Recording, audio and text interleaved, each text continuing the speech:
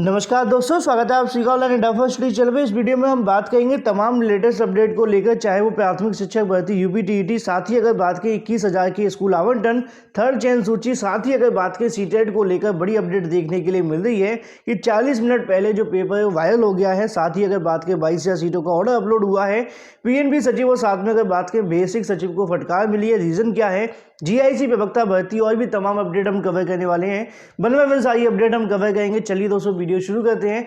Video को like और share करना बिल्कुल ना भूलें, साथ में चैनल को सब्सक्राइब कर लो, बेल आइकन को अवश्य दबा लें, लाइक करके अवश्य जाएगा। इससे मोटिवेशन मिलता है। सुबह की शुरुआत अगर मोटिवेशन के साथ होगी तो पूरा दिन भी आपका मोटिवेशन बना रहेगा। तो चलिए दोस्तों वीडियो शुरू करते हैं। जो अभ्यर्थी इस वीडियो को शेयर कर सके वो शेयर भी कर सकते हैं। साथ में जिन्होंने अभी तक हमारे टेलीग्राम चैनल को ज्वाइन नहीं किया, जल्दी से ज्वाइन करें। लिंक आप सभी को वीडियो की डिस्क्रिप्शन में मिल जाएगा। तो जैसा कि आप सभी को पता है कि प्रदेश के अंदर लगातार नई शिक्षक भर्तियों को लेकर कहीं न कहीं चर्चाएं देखने के लिए मिलती है। रोज समाचार पत्रों के अंदर जानकारी भी आती है, चाहे वो टीजीटी को लेकर हो या फिर जूनियर, या फिर अगर बात करें नई प्राथमिक शिक्षक भर्ती को लेकर। लेकिन ऐसे में आयोग के माध्यम से जो इंतजार है वो किया जा रहा है, और इस बात को लेकर कई बार मैंने बातें भी की हैं कि अखबार के अंदर भर्ती ना आकर आयोग के माध्यम से देखने के लिए मिले तो अभ्यर्थी के लिए ज़्यादा बेहतर होगा।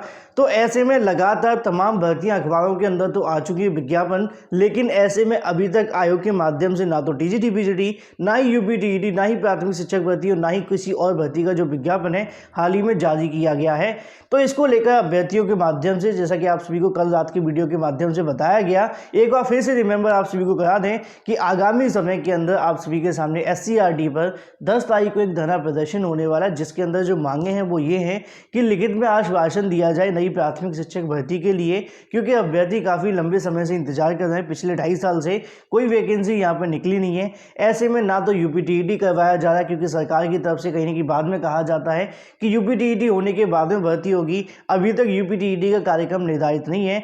कम से कम 3 महीने का समय आप सभी को देखने के लिए मिलेगा यूपी टीईटी में, और जितना यूपी टीईटी आगे बढ़ेगा उतना ही शिक्षक भर्ती 2 महीने आगे बढ़ जाएगी। मतलब ये है कि 5 महीने बाद आपको नई शिक्षक भर्ती देखने के लिए मिल सकती है। लेकिन अभी तक यूपी टीईटी को लेकर निर्धारित नहीं हुआ है। इसके बारे में बार बार शासन को जो प्रस्ताव भेजे गए हैं, लेकिन कोई मंजूरी नहीं मिली है। तो अभ्यर्थी कहीं ना कहीं इस चीज़ों को लेकर लगातार अपनी मांगे उठाने के लिए, लिखित आश्वासन लेने के लिए 10 फरवरी को धरना प्रदर्शन देने वाले हैं एससीईआरटी पर। ज़्यादा से ज़्यादा अभ्यर्थी पहुंचे, जिससे कि आगामी समय के अंदर यूपी टीईटी साथ में नई शिक्षक भर्ती को लेकर सरकार की तरफ से कोई स्पष्ट आश्वासन देखने के लिए मिले। तो ऐसे में कितने अभ्यर्थी जाने वाले हैं कमेंट करके बताना बिल्कुल ना भूलें। और जो अभ्यर्थी चाहते हैं कि सच में भर्ती निकले, उनको इस प्रकार के जो कार्य हैं वो करने पड़ेंगे। लगातार अभ्यर्थी तक वीडियो को शेयर कर और भी अभ्यर्थियों को अवेयर करने का जो काम है वो भी आप सभी को करना पड़ेगा। तो ये तो दोस्तों बात होती नई प्राथमिक शिक्षक भर्ती, साथ में यूपी टीईटी को लेकर, क्योंकि सरकार की तरफ से कोई भी यहाँ पे जो चीज़ें वो देखने के लिए नहीं मिल रही, जिसके माध्यम से आप अपनी तैयारियाँ करते हैं। क्योंकि इस प्रकार आप अपनी तैयारी करके अपना समय भी खराब कर रहे हैं, क्योंकि जब तक भर्ती नहीं आएगी तैयारी करने का इतना बेनिफिट नहीं मिलेगा। तो ऐसे में ये तो दोस्तों बात जाती दोनों चीज़ों को लेकर। लेकिन इसके अलावा अगर बात करें हाल ही में आयोजित परीक्षा सीटेट के बारे में, उत्तर प्रदेश के अंदर कोई भर्ती परीक्षा करवाई जाती, चाहे वो अगर बात करें शिक्षक भर्ती हो, यूपीपीएससी, यूपीएससी, अन्य विभागों के अंदर भर्तियाँ जो होती हैं उनके अंदर भी कहीं ना कहीं इस प्रकार के मामले देखने के लिए मिलते हैं। खंड शिक्षा अधिकारी की परीक्षा हुई उसमें, या फिर इसके अलावा अगर बात करें आरओ एआरओ को लेकर हाल ही में बीएड प्रवेश परीक्षा देखने के लिए मिली। इसके अलावा और भी तमाम भर्तियाँ हमें देखने के लिए मिलती हैं। मतलब ये है कि कोई भी परीक्षा छोटे से लेकर बड़े स्तर की परीक्षा देखने के लिए मिलती है। उसमें सबसे बड़ा जो पॉइंट आता है वो होता है पेपर लीक को लेकर, सॉल्वर के मामले में। लेकिन सीटेट को लेकर एक बड़ी अपडेट देखने के लिए मिल रही है। पूरे देश में कहीं भी पेपर लीक नहीं हो पाता है, लेकिन उत्तर प्रदेश के अंदर 40 मिनट पहले जो पेपर है वो वायरल कर दिया गया है व्हाट्सएप के ऊपर। मैं आप सभी को दिखाना चाहूँगा। तो यहाँ पे दोस्तों आप सभी को देखने के लिए मिल जाएगा, सीटेट सॉल्वर गृह के सदस्य शिक्षक होंगे निलंबित। पुलिस ने तैयार कर ली है रिपोर्ट। बीएसए व शिक्षा निदेशालय को दी जाएगी चारों आरोपियों की दर्ज मुकदमे की जानकारी। 3 लाख रुपए में खरीदा गया क्वेश्चन पेपर 50-50 हज़ार रुपये में अभ्यर्थी को बेच दिया गया है। 100 अभ्यर्थियों को 50-50 हज़ार रुपये में बेचा गया, जैसा कि नीचे आप सभी को जानकारी देखने के लिए मिल रही है। 3 लाख रुपये में जो पेपर है वो खरीदा गया था। तो कहीं ना कहीं इनके जो हाथ हैं वो काफ़ी लंबे होते हैं कानून से भी, क्योंकि जो पेपर है वो वहाँ तक पहुँच जाता है जहाँ से कहीं ना कहीं अभ्यर्थियों को, या फिर अगर बात करें सरकार का दावा है कि हमें पेपर के बारे में कोई जानकारी नहीं होती है। तो ऐसे में कहीं ना कहीं 31 जनवरी की जो परीक्षा करवाई गई थी उसमें सॉल्वर गिरोह का भंडाफोड़ किया गया एसटीएफ के माध्यम से। लेकिन यहाँ पे तो आप सभी को देखने के लिए मिल रहा है कि आरोपी कोचिंग संचालक से लगातार जो पूछताछ है वो जारी है। इसके अलावा अगर हम बात करें यहाँ पे आप सभी को देखने के लिए मिलेगा सीटेट के अगर बात के पेपर को लेकर व्हाट्सएप पर 38 मिनट पहले जो पेपर है वो लीक कर दिया गया है। बड़ी अपडेट दोस्तों आप सभी को देखने के लिए मिल रही है। केंद्रीय शिक्षक पात्रता परीक्षा पेपर रविवार को परीक्षा शुरू होने से पहले 38 मिनट पहले ही व्हाट्सएप पर ग्रुप में वायरल हो गया। पुलिस ने कोचिंग संचालक सहित 5 लोगों को गिरफ्तार किया है। इनमें 3 परीक्षार्थी भी हैं। साथ में 50-50 हज़ार रुपये लेकर पेपर बेचने का ठेका लिया था। सॉल्व पेपर प्रयागराज में 3 लाख रुपए में खरीदा गया था। साथ में अगर बात करें एसएसपी बबलू कुमार ने बताया कि सीटेट परीक्षा रविवार को आगरा में 96 केंद्रों पर आयोजित हुई थी, जिसमें 50,000 रुपये में अभ्यर्थी परीक्षा में शामिल हुए थे। सोमवार को अगर बात 50,000 अभ्यर्थी यहाँ शामिल हुए थे, माफ़ करिए। सोमवार को एक अभ्यर्थी के माध्यम से उनके दफ्तर पहुंचा, साथ में सीटेट प्रश्न पत्र उन्हें दिखाया जो उसे रविवार को परीक्षा कक्ष में मिला था। उसके बाद उसने व्हाट्सएप ग्रुप दिखाया जिसमें सॉल्व पेपर शुरू होने के बाद पहले ही वहाँ पे जो वायरल कर दिया गया। तो ऐसे में आप अंदाज़ा लगा सकते हैं कि 40 मिनट पहले ही व्हाट्सएप ग्रुप पे पेपर का आना कहीं ना कहीं इससे स्पष्ट हो जाता कि परीक्षा पहले ही वायरल कर दी गई थी, क्योंकि उस ग्रुप में 40 मिनट पहले आया था। लेकिन मान के चलिए कि उससे 2 से 3 घंटे पहले ही पेपर जो निकला होगा, उससे पहले उसको स्कैन किया गया होगा। बाकी सारी चीज़ें आप सभी जानते ही हैं। तो इससे कहीं ना कहीं अंदाज़ा लगाया जा सकता है कि बहुत सारे अभ्यर्थी 2-2, 3-3 साल तक लगातार मेहनत करते रहते हैं, खासकर सीटेट को निकालने के लिए। क्योंकि इससे पहले यूपी टेट होता है या कोई भी टेट होता है वो थोड़ा सिंपल है, सीटेट को निकालना और भी ज़्यादा मुश्किल हो जाता है। लेकिन इस प्रकार अगर 50,000 रुपये देकर परीक्षा में पास अभ्यर्थी सीटेट तैयार करके बैठ जाएंगे तो बहुत सारे अभ्यर्थी को बड़ा नुकसान भी होता है आगामी समय के अंदर। इन्हीं के जो हाथ है वो नई भर्तियों के अंदर देखने के लिए मिलेंगे, इन्हीं को नई भर्तियों मौका मिल जाएगा। हाल ही में खुलासा भी हुआ कि 69,000 की चयनित शिक्षिका कहीं ना कहीं सीटेट की सॉल्वर निकली है। तो ऐसे में इन सभी पे कड़ी कार्रवाई होनी चाहिए। कड़ी कार्रवाई के साथ साथ बहुत सारे अभ्यर्थी ट्विटर पर लगातार मांग कर रहे हैं कि इतनी बड़ी स्तर पर धांधली होने के बाद सीटेट परीक्षा को निरस्त कर दोबारा से आयोजित करवाना चाहिए। अगर इस प्रकार की परीक्षाओं को सही तरीके से करवाना तो कंप्यूटर बेस्ड टेस्ट होने चाहिए, जिससे कि पेपर वायरल होने में थोड़ी समस्याओं का सामना करना नहीं पड़ेगा। लेकिन उसके अंदर भी थोड़ी समस्याएं आती हैं अगर जब तक हमारे कॉलेज संचालक या फिर अगर बात करें जहाँ पर परीक्षा करवाई जाती है वो सही तरीके से काम नहीं करेंगे तो परीक्षा कहीं ना कहीं लीक होती रहेगी। और इसमें कहीं ना कहीं शासन प्रशासन की हम कहते हैं बड़ी हार भी देखने के लिए मिलती है। तो ऐसे में सीटेट परीक्षा को दोबारा रद्द कर दोबारा से आयोजित करने की जो मांग है वो हालांकि की जा रही है, लेकिन ऐसा होगा ये अभी तक संभव दिखाई नहीं दे रहा है। क्योंकि इससे पहले भी कई परीक्षाएं देखने के लिए मिली हैं जिनमें पेपर लीक हुए हैं, बहुत तगड़े आरोप भी लगे हैं, लेकिन कहीं ना कहीं बाद में मामला ठंडे बस्ते में चला गया है। अब सीटेट को लेकर क्या होगा इस पर थोड़ा इंतजार करिए, लेकिन पेपर वायरल हुआ था ये स्पष्ट हो चुका है आप सभी के सामने। तो ऐसे में तमाम परीक्षाओं के अंदर पेपर लीक होने के मामले के बारे में आप किसको दोषी मानते हैं कमेंट करके बताना बिल्कुल ना भूलें, क्योंकि पूरा सिस्टम ही करप्ट होता हुआ दिखाई दे रहा है इस मामले को लेकर। जिसके पास पेपर बना, जिसके पास पेपर पहुंचा, जिसने पेपर को आगे बढ़ाया, सभी के सभी इसमें जो मिली भगत है वो देखने के लिए मिलती है। वहीं दूसरी तरफ अगर हम बात करें, जैसा कि आप सभी जानते हैं 69,000 शिक्षक भर्ती के अंदर लगातार कुछ अभ्यर्थियों के माध्यम से धरना प्रदर्शन दिए जा रहे हैं। कुछ अभ्यर्थी ऐसे भी जो संशोधन को लेकर डटे हुए हैं, लेकिन कुछ के संशोधन को राहत मिल गई है, लेकिन बाकी के जो बचे अभ्यर्थी उनके बारे में अभी तक कोई फैसला नहीं हुआ है। लेकिन दूसरी तरफ दिव्यांग अभ्यर्थी लगातार 51 दिन मतलब पूरे 2 महीने से धरना प्रदर्शन दे रहे हैं। इन्होंने अपने सर भी मुड़वा लिए, नग्न प्रदर्शन भी करके देख लिए, ठंड के अंदर बैठे भी रहे, लेकिन कहीं ना कहीं शासन प्रशासन की तरफ से अभी तक इसको लेकर कोई भी कार्य देखने के लिए नहीं मिला है। उनकी मांगों को लेकर कोई भी यहाँ पे चीज़ें देखने के लिए नहीं मिली। लगातार धरना प्रदर्शन जारी है दिव्यांग अभ्यर्थियों का, लेकिन शासन प्रशासन कहीं ना कहीं अपनी चीज़ों को लेकर कोई भी जानकारी स्पष्ट तौर पर इनको देने के लिए तैयार नहीं है। इनका कहना है कि यहाँ पर इनको सही तरीके से सीटें देखने के लिए नहीं मिली हैं। 3% आरक्षण देखने के लिए मिला है, जबकि इनको 4% मिलना चाहिए था RPW एक्ट के अकॉर्डिंग, जैसा कि आप सभी देख पा रहे हैं। तो इसको लेकर अभी तक किसी प्रकार का कोई भी आश्वासन देखने के लिए नहीं मिला है। लेकिन वहीं दूसरी तरफ बात की जाए 22,000 सीटों को लेकर, ऑर्डर यहाँ पे दोस्तों अपलोड हो चुका है। तो यहाँ पे दोस्तों आप सभी को देखने के लिए मिल जाएगा कोड नंबर 4 के अंदर आपको जो ऑर्डर है वो देखने के लिए मिला है 22,000 सीटों से संबंधित। मैंने कई बार आप सभी को कहा भी था जैसे ही ऑर्डर अपलोड होगा सारी जानकारी आप सभी को दे दी जाएगी। ऐसे में आप सभी को पता है कि ललित सर की बेंच के अंदर मामला सुना गया था डबल बेंच में, जहाँ पर उनका कहना है कि इस याचिका को जो फाइल किया गया था आर्टिकल 32 के अकॉर्डिंग फाइल किया गया है।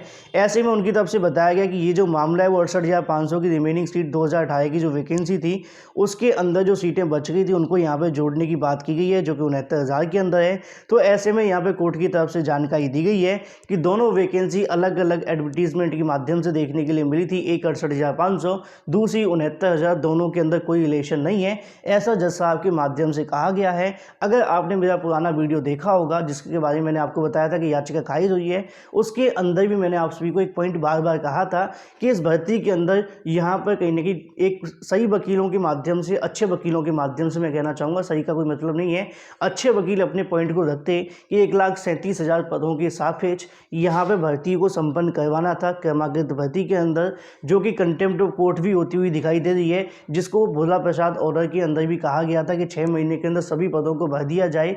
लेकिन इसके अंदर कहीं ना कहीं सही तरीके से जो पैरवी है वो नहीं की गई।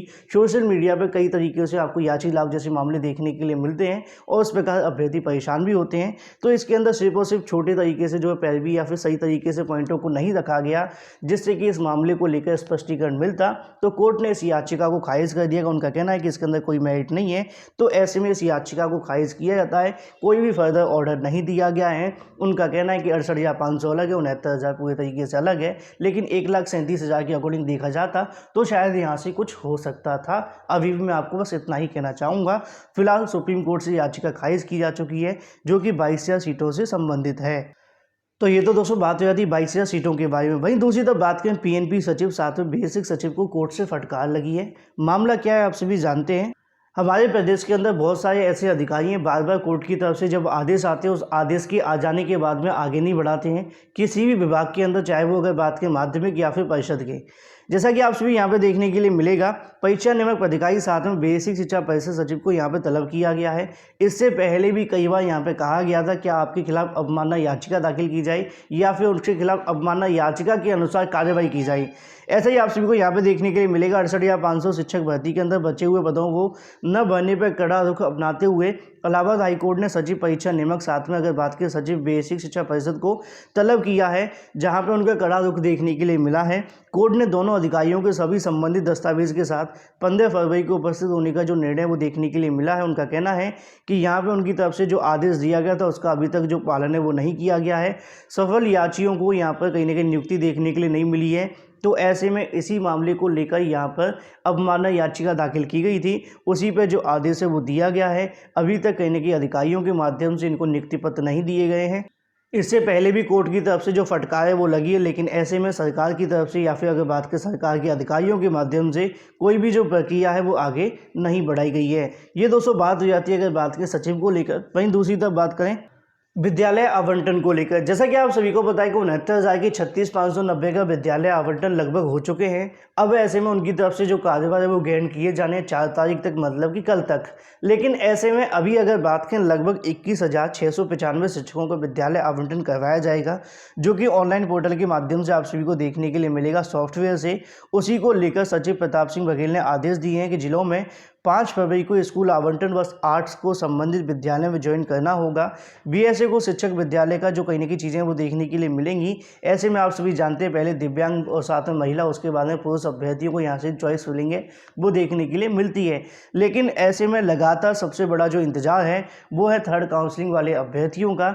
उनके माध्यम से बार बार पूछा भी जाता है कि सर थर्ड काउंसलिंग को लेकर क्या अपडेट है, और मैंने कई बार आप सभी को जानकारी दी भी है कि 36,590 के विद्यालय आवंटन की प्रक्रिया लगभग पूरी हो चुकी है।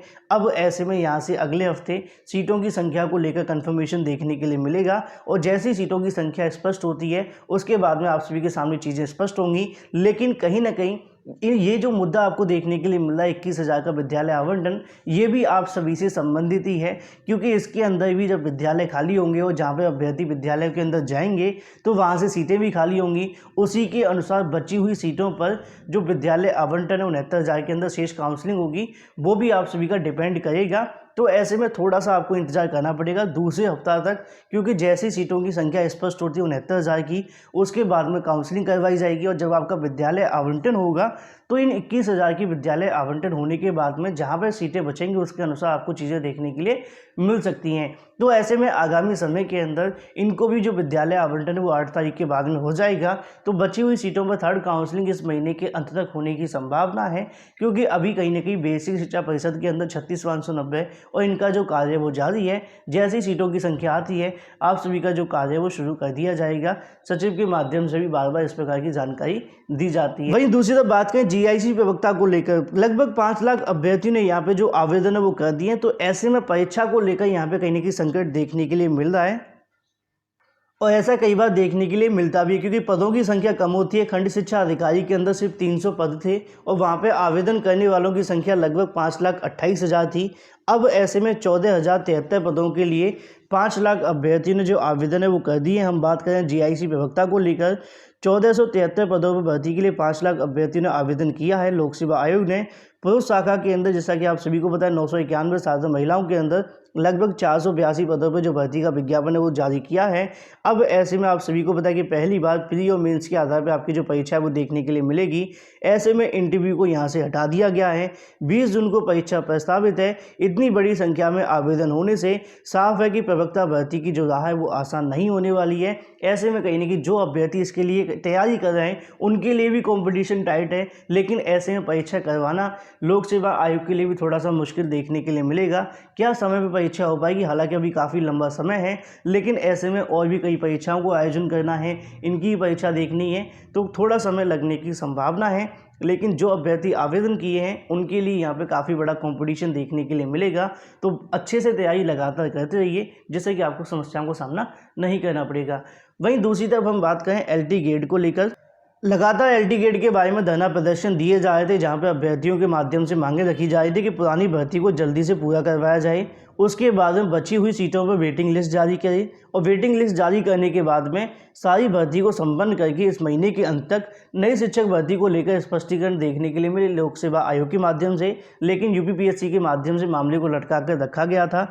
ऐसे में एलटी गेट की नियुक्ति का जो रास्ता है वो साफ हो गया, क्योंकि लोक सेवा आयोग के माध्यम से हिंदी विषय की अगर बात करें 543 महिला अभ्यर्थियों की जो फाइल है वो निदेशालय भेज दी गई हैं। पुरुष वर्ग के चयनितों की पहले भेजी जा चुकी हैं। ऐसे में जल्दी इन शिक्षकों को यहाँ से जो नियुक्ति पत्र है वो देखने के लिए मिलेंगे, विद्यालय आवंटन। उसके बाद में बची हुई सीटों पर आपको जो वेटिंग लिस्ट है साथ में नई शिक्षक भर्ती देखने के लिए मिलेगी, क्योंकि चेयरमैन की तरफ से कहा गया था जैसे ही एक बार सबको नियुक्ति पत्र मिलते हैं, सबका मामला यहाँ से क्लियर होता है, उसके बाद में वेटिंग लिस्ट को लेकर फैसला होगा और उसके तुरंत बाद में नई शिक्षक भर्ती को लेकर चीज़ें देखने के लिए मिलेंगी। तो जो भी अभ्यर्थी एलटी गेट की तैयारी करें लगातार करते रहें। वीडियो को लाइक और शेयर करके साथ में चैनल को सब्सक्राइब कर लें और बेल आइकन को अवश्य दबा लें, जिससे कि आप सभी को लेटेस्ट वीडियोज नोटिफिकेशन मिलते रहें फ्लैश वीडियो के माध्यम से। नहीं, thank you for watching this video.